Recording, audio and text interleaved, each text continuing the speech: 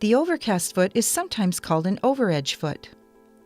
Though foot styles may vary slightly, they work essentially the same way.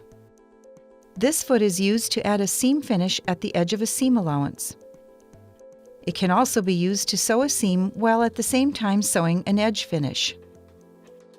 The overcast foot has a small bridge or prong within the stitching area of the foot, which allows more thread into the stitch.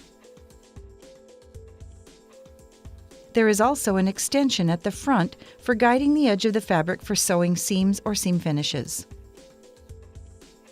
To sew a seam finish, guide the fabric along the extension at the front of the foot so that the right swing of the needle goes just off the raw edge of the fabric.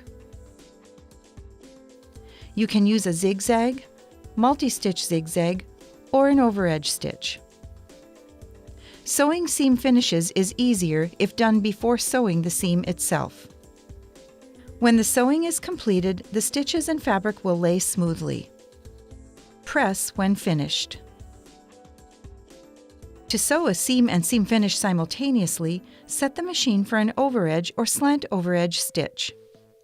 Place the two fabrics, right sides together, under the presser foot with the raw edges lined up with the guide that extends to the front of the foot. Sew the seam. You can also attach ribbing to cuffs, sleeves, and neck edges. Align the raw edges of the ribbing with the raw edge of the main fabric. Place them together along the edge of the presser foot. Stitch using an overedge or slant overedge stitch.